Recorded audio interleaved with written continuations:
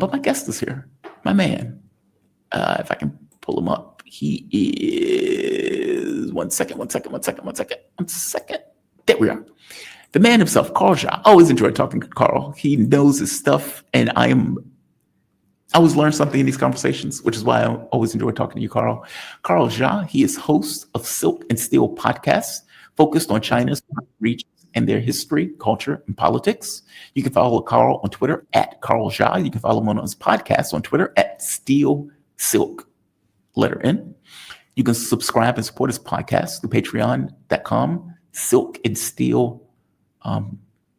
Carl, welcome to the show, man. How you doing today? You doing all right?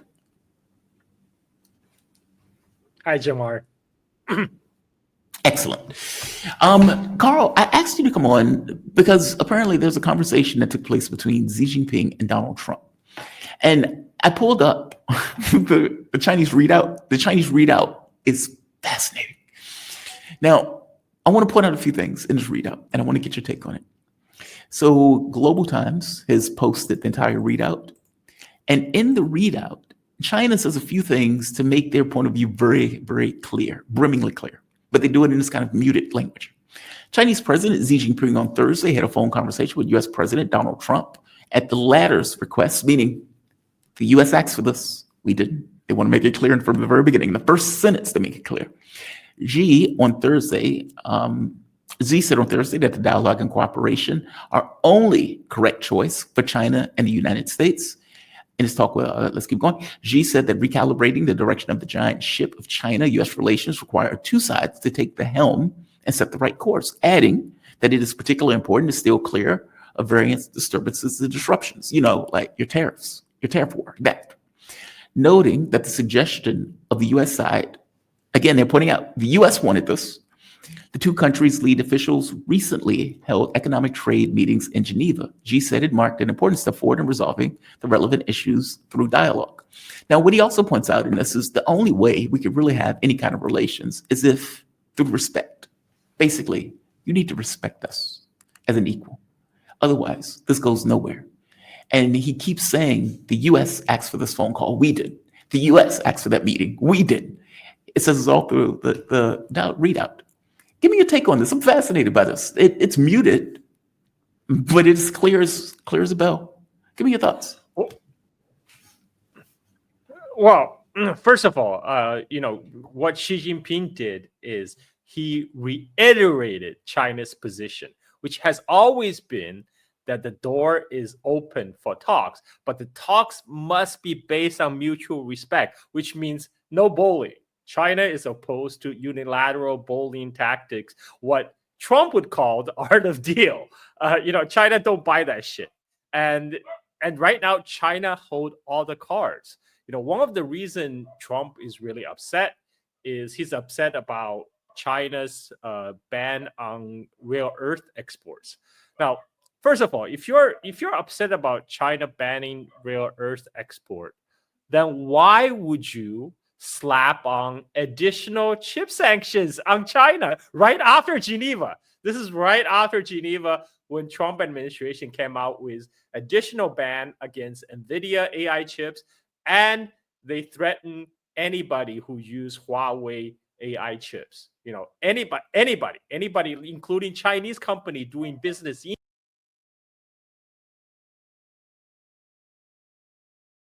Okay, Carl will be back. I promise you he'll be back. He told me that they were having difficulties with...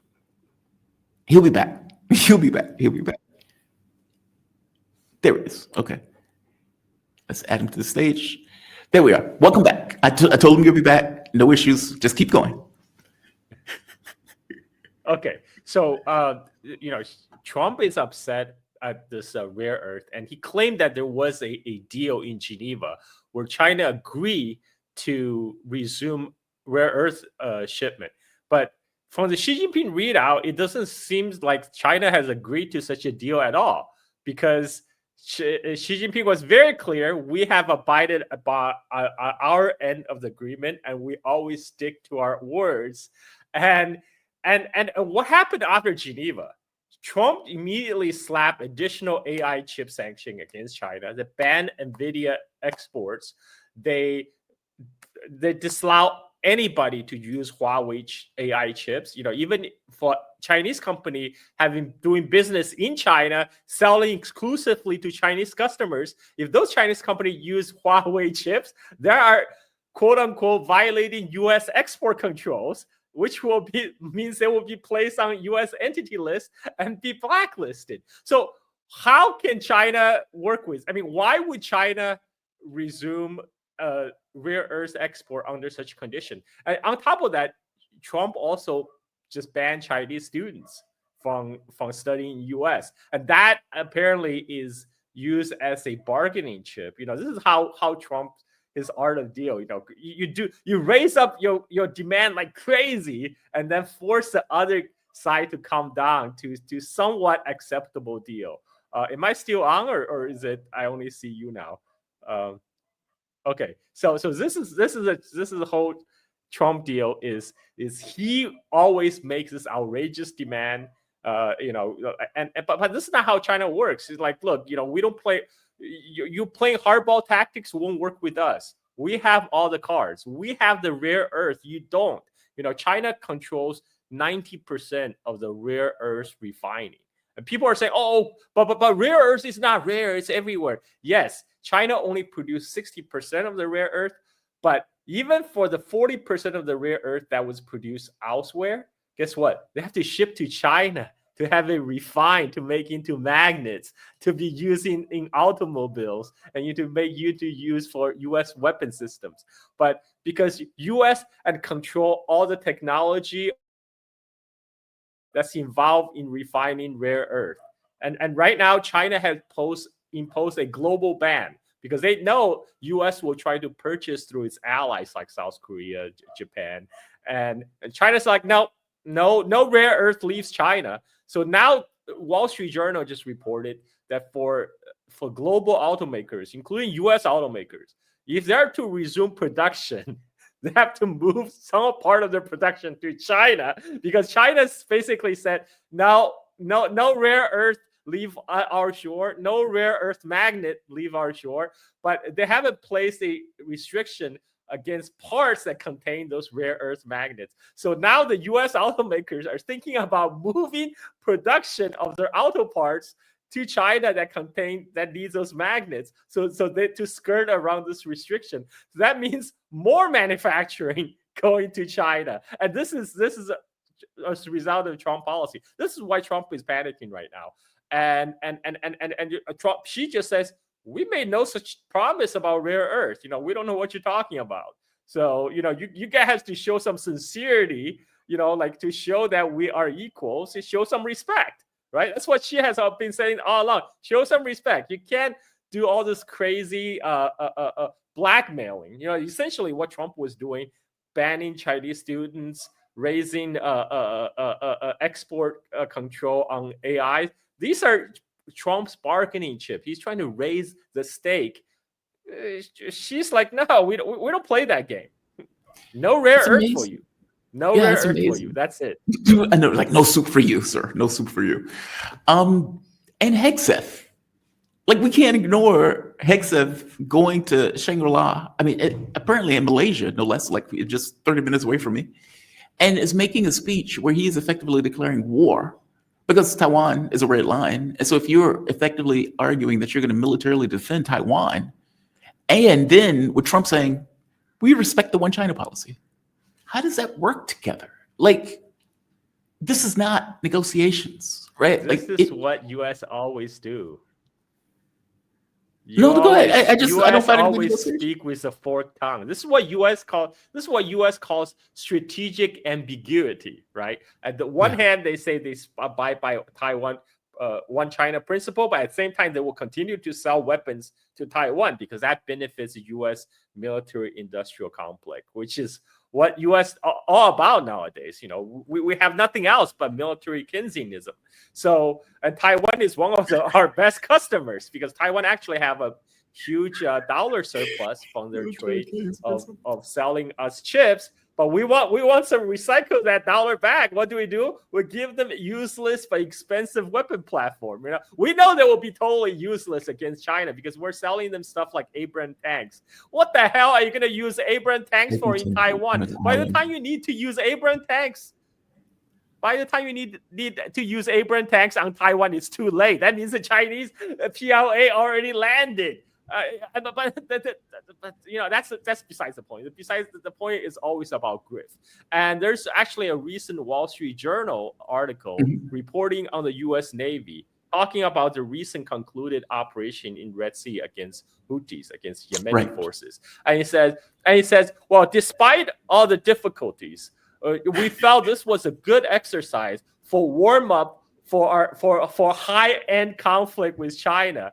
And I'm like, okay, this does not bode well for U.S. Navy. You're telling me you just lost 3 F-18 fighter jets against a country with no air force and no air defense, and you have to basically sign forced to sign a deal with Yemen after wasting billions of bombs, and then you're saying you're ready to take on China. When you are losing planes, and your planes almost got shut down by Yemeni missiles. China has much better missile. U.S. Navy is not even ready to take on Iran. Right now there are talks of Israeli lobby trying to intensely lobby in Washington to start a war with Iran right now. But U.S. Navy, you can't even handle Houthis. You can't. Forget about China. You can't even handle Iran. This is just crazy talk. But all these crazy talk, they're creating all these noises by leaking to mainstream media to fan this atmosphere. It's fear mongering.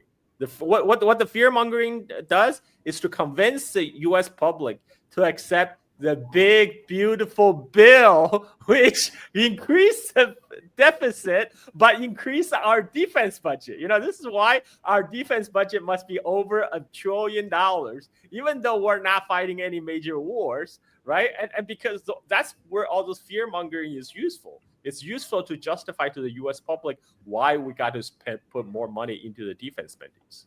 But they always do it. The defense budget always goes up. It doesn't matter that there's no major wars. It just always goes up. It's like a force of nature.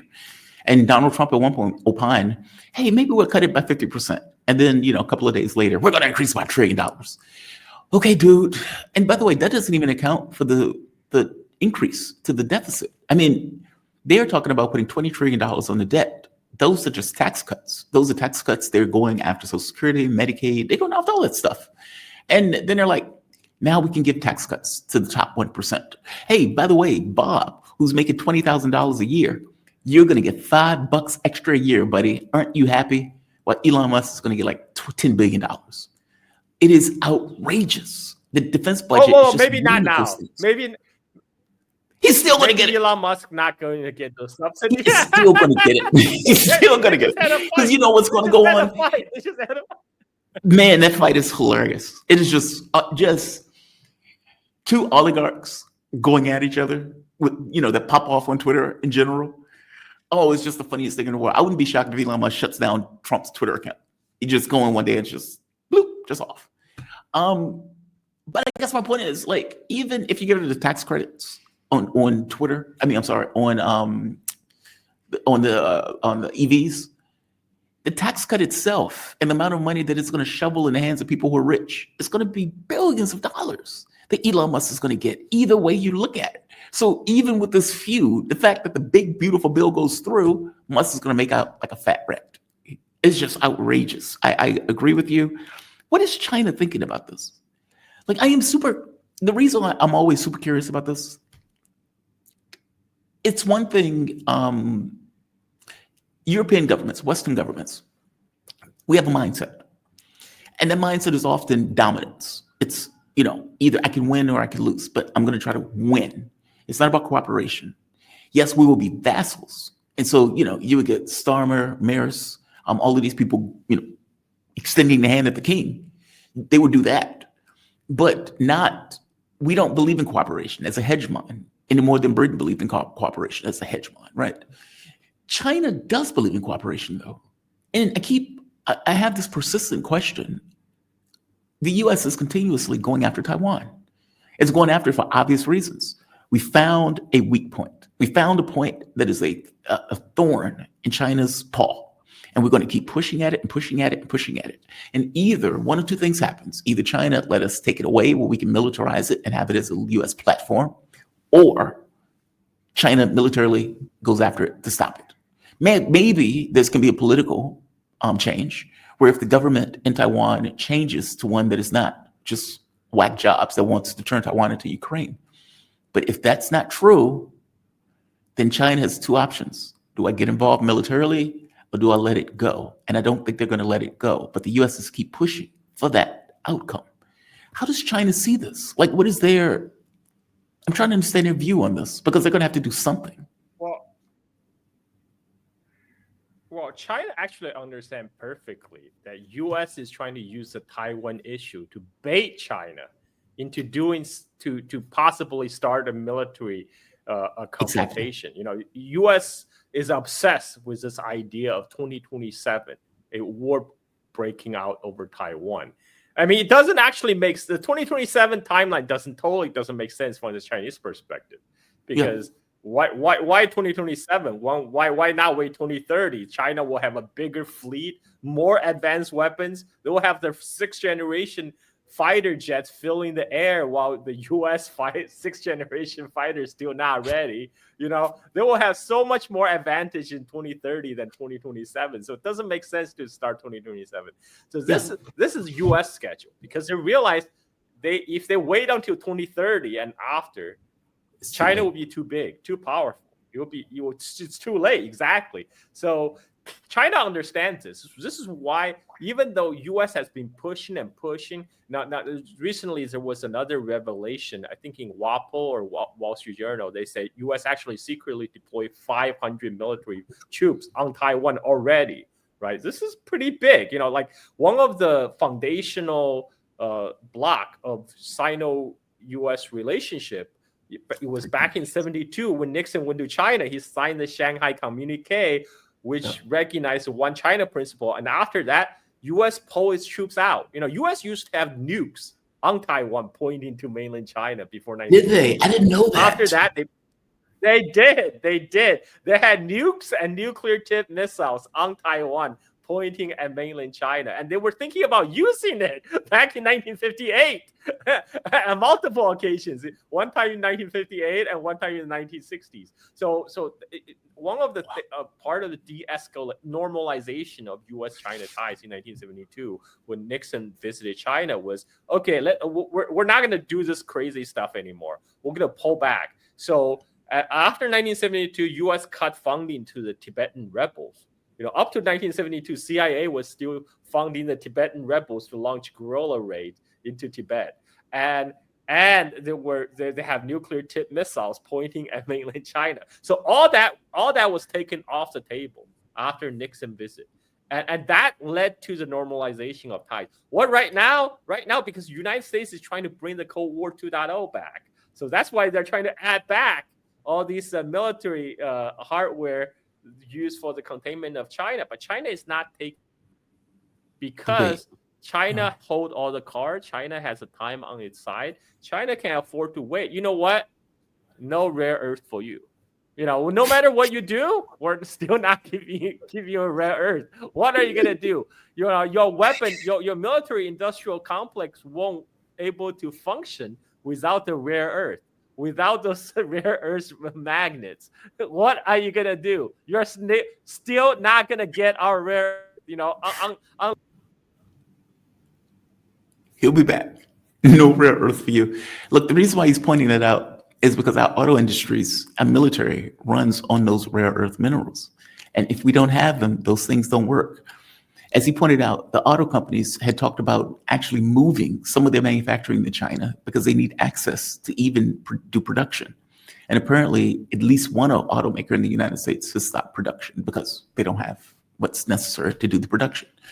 And so this plan, it seems to be a fool's errand by the Trump administration. No, please keep going, Carl. You're fine. I was just talking to the audience explaining why the rare earth thing is significant, why it's a big deal. It's like if your auto industry can't function, if your military can't function, if you can't make more trucks, especially if those things are being blown up, that's a pretty big deal. Yeah, that's a pretty big deal. Well, How yeah, no, China is in no hurry to resolve the Taiwan issue because Taiwan itself right now it's going through some political turmoil. Recently had large scale protests against the Taiwan government. 300,000 people attended. You never heard this in mainstream media, by the way. You would not know about this if your source is English language mainstream media. You would not know there's a large scale protest against the government on Taiwan. Real quick, I'm sorry to interrupt. That Correct goes me if I'm against wrong. all kind of narrative. No, please. I'm sorry to interrupt. Real quick, the leading party. I'm going to get the party wrong. KMT is the leading party, correct? Or am I wrong? Is that the opposition? But whichever is the leading party was the leading party. The ruling party on Taiwan is DPP, the Democratic Progressive Party. That's what it is. So the KMT is the opposition. Their official party platform. Their official party platform is actually to achieve Taiwan independence, right? Which is one thing that China said would trigger the war response. So DPP, they have been in power for many years now. They have been in power for a full decade, but they never declare independence because they know the consequences. So instead, they was trying to wiggle their way around, say, "Oh, we don't need to declare independence because the Republic of China on Taiwan is already independent. It's already an independent entity, so we don't have to declare it, right?" So this is how they wiggle out their own party platform, and China knows this, So China is not in a hurry to push the button. And it's right now it's the U.S. that's trying to create tensions, because tensions justify weapon sales. And China is not taking the bait so far because, again, China hold all the cards. Like we saw what happened during the tariff war, when United States depend on 80% of its pharmaceutical ingredients from China. How the hell are you going to fight a war? Your hospital is going to shut down. You're not going to have any rare earth. You're not going to get any antibiotics. It's crazy talk to go to war against China. There's a saying: the capitalists will say the rope used to hang themselves. That's what this feels like. It's like these things are vital interests that they've decided. Hey, let's have our military be dependent upon another country, whatever that country is. I don't care what that country is. Let's have our military be completely dependent upon this other country to get a product. And it's like, why do you do that? Because we can save money that way, or we can make money that way. It's like, but they're vital interests. It's kind of like when China is building a subway, when they're building a power plant, when they're building high-speed rail, that stuff is public interest. And they're getting money from oligarchs, meaning they're using capitalism almost like like riding a bear, and using the fruits of that bear in order to invest in things that are vital interests to the public. We don't think that way. In our minds, we have a capitalistic system that is the religion of the country. And so globalism just seemed like a natural extension of that religion. And now we want to be, provocative. We want to be aggressive and belligerent. And yet you're dependent upon the place that you're being belligerent against. It's so irrational. It makes no sense. And yet this is where we are. It's just astonishing to me. What do you think is going to happen with this? So you think basically the U.S. is, because nobody said 2027. That came out of somebody in the United States. You think they're telling on themselves that they're effectively going to try to escalate things by 2027 in order to provoke China in a real sense of the word? Because, by the way, just real quick, South Korea was another situation where the U.S. seems to try to have provoked Yoon Suk Yeol to take over martial law. Just out the blue. It's like on a random Tuesday. Yeah, I'm going to declare martial law because of the Chinese and North Koreans. Just random. And you had people in South Korea throwing their bodies on the parliament to protect their parliament in order to protect their democracy. They overstepped. They wanted, or had a disbelief that South Korea was going to be compliant. Ergo, martial law. Basically, we like dictatorships because dictatorships are compliant. I guess my point is, and the same thing with Taiwan, it seems like they're trying to escalate this. And maybe 2027 is their year to escalate. Not China. Every accusation up to this point was a confession. Okay, it's No, please. it's very simple. U.S. by itself, it cannot contain China or confront China. This is why U.S. need to corral its allies, force its vassal states to go along this anti-China bandwagon. Because U.S. have to cross the so-called the tyranny of distances, cross the entire Pacific to fight China. So in order to fight China, they're gonna need bases. They're gonna need bases in Philippines, in Japan, in South Korea. That's why they try to loop all of them into this anti-China alliance. But South Korea was the first one to break. And now after Trump applied all these crazy tariffs against Japan, they just slapped the auto tariff 25%, and now they just announced 50% steel tariff, right? Yes. Against Japan. So against the world, but also Japan. Japan is gonna get hit, and Korea, and so there's no incentive for South Korea and Japan to work with United States right now to contain China. And in fact, they are working with China to form a free trade zone in East Asia that will contain 2 billion people. And so, the idea that they want to loop South Korea and Japan together against China, it's ridiculous. I mean, if back in the Obama days, that might have been possible, because Obama is all about coalition building, and he can turn on his charm to convince Europeans, Japanese, South Korean to go along. But Trump is very. Trump is not that guy. Carl, thank you for this. Carl Jha, and just to give his thing, he has a fantastic site, by the way.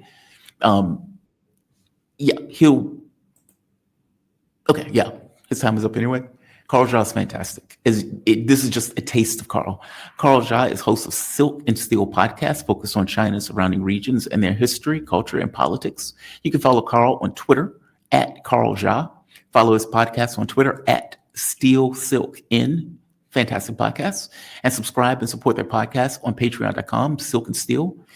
Carl does, which is mind-blowing when you think about it, a podcast where he goes through. Oh, Carl, we've come to the end. I was giving your outro. I'll just let you say, where can people find you? I already gave it, but just as a what's the word I'm looking for? As an elegant end to the segment, where can people find you? Let people know. My internet is killing me. You're perfectly fine. We knew it in advance. It's okay. You're fine. Okay. Okay. Carl is fantastic. He does this arc of history for China, 5,000 years. So where you see shows like the Great War, World War II, the intervening years, there's a show that used to do that. If I'm being bluntly honest with you, I'm not a big fan of the guy who does it now. The guy who used to do it before, Indy, was fantastic. But Carl does that for the 5,000-year arc of history for China. So definitely check out his channel. Carl, where can people find you? I am a prolific ship poster on X. Carl Za is my handle, and I also have a YouTube channel, Carl Za, which is a little bit more professional. And for the best quality of my product, you got to go to Patreon, where you search for Silk and Steel podcast. Just search Silk. I think the first podcast show up will be mine, Silk and Steel podcast, where I cover the whole 9 yards of Chinese history from the very beginning. Now I'm doing chronological retelling. Now I'm at the 400 BC. So you have a long way to go. A long time to go. I'm not in a hurry. Just like China itself. I'm not in a hurry. I'm taking my time because time is on my side. Carl, thank you for this, man. You're fantastic. I really appreciate it.